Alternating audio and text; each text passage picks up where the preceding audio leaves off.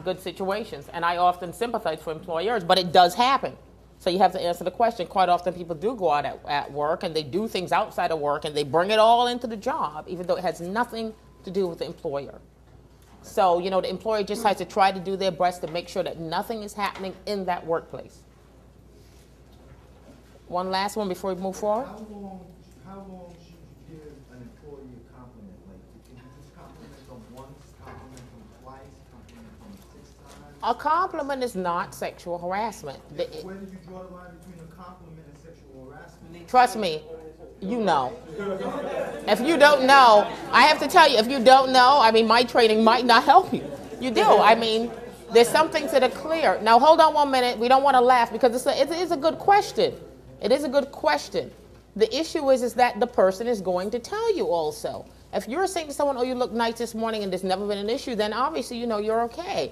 But there's some things in language that you know you can tell by a reaction. The person is clearly reacting to you. They're scowling at you. They're whatever. It's pretty obvious at some point. So, you know, when the person comes into us and they say, well, it was only a compliment, I didn't know, that doesn't usually flow, you know, doesn't hold too much water. Because usually at some point you know, especially if it's something that you're doing on a regular basis. At some point the person is going to tell you, I'm not comfortable. If you compliment more than one person in the office, that person should let you know that nothing's going on. Just put it like this. Well, then you could have a Richmond, let's go on because this is a good point. Let's go on because you know what? There are 2 forms of sexual harassment. There's quid pro quo, which is the one-on-one, right? A boss to a subordinate or something like that. And then there's the other one, which is what you're talking about, which is hostile environment. And if in fact you're doing that to more than one person in an office, you in fact could be sexually harassing all of them. And you can have a multiple claim file. If the behavior is objectionable, again, I'm not talking about, hi, good morning, you look nice today, or, you know, something innocuous. But I'm saying that, no, just because you're doing it to everyone doesn't mean it's not sexual harassment. Because hostile environment is something where you're creating a hostile environment in that workplace. You could be creating a hostile environment for more than one person. So in fact, you could have 4 of those women come in, or men, or whoever it is, come to my office and file a complaint and say, you know what? John has been doing this every day, and we've told him we don't like it. And then the problem is for you in those situations are that there's probably nothing much we're going to be able to do. You probably already don't have a job.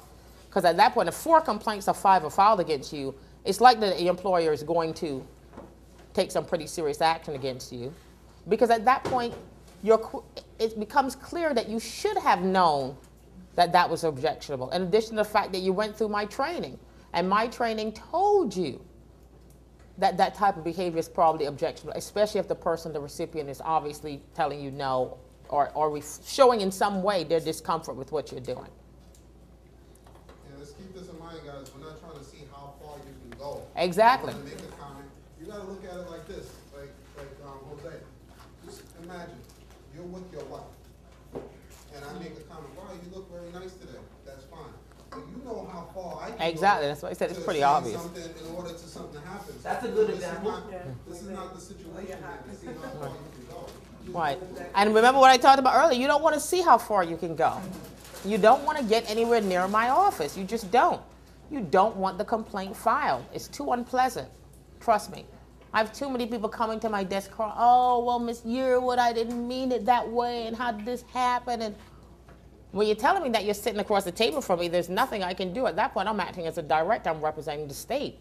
It doesn't matter what you say to me. If you fit into the category of sexual harassment, you're going off to a judge, and you're probably going to be unemployed. So just remember, as you say, you're not trying to get to me.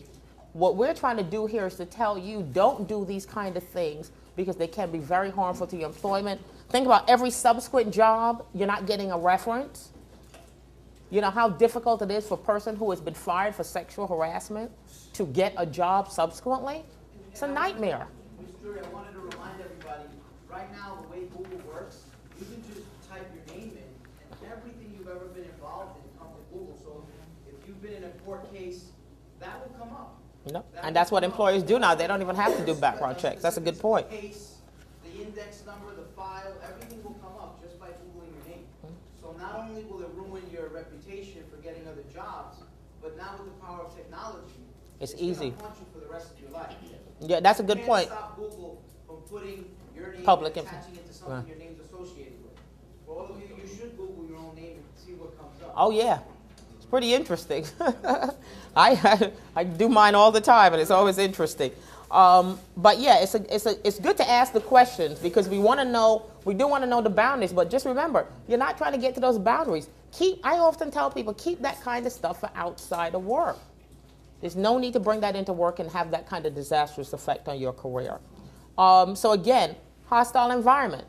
That's what he's talking about. That's all the stuff we talk about, the materials, the language, the posters, and then we have the quid pro quo. Again, the quid pro quo is the more serious type of sexual harassment. That's when your boss or supervisor is really trying to extract some type of sexual favor from you in exchange for a term or condition of employment. That's the Latin term, quid pro quo, that for that, this for that.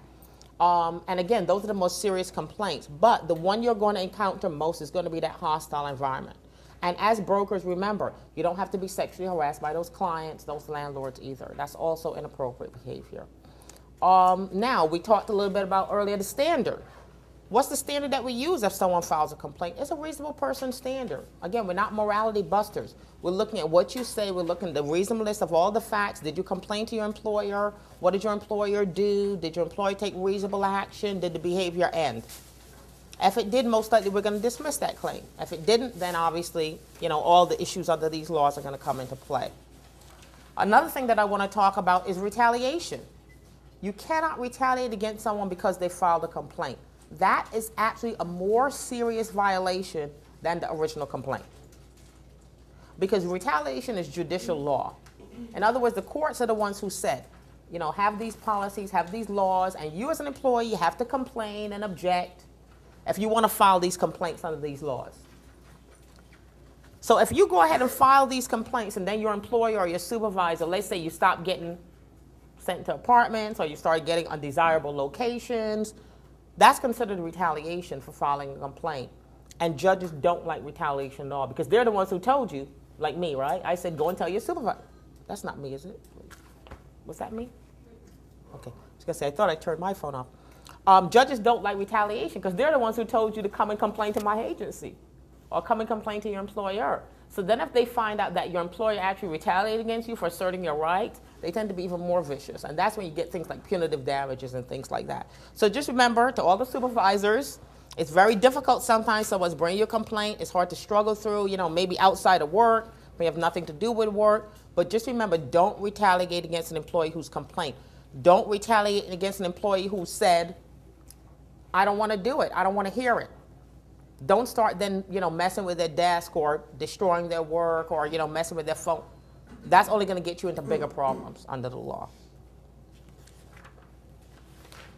Again, let's go over some of these harassing behaviors again so we can be clear.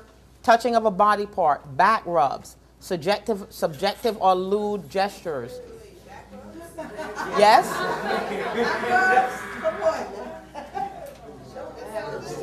Back rubs, let me clarify that because you are going to fail the test.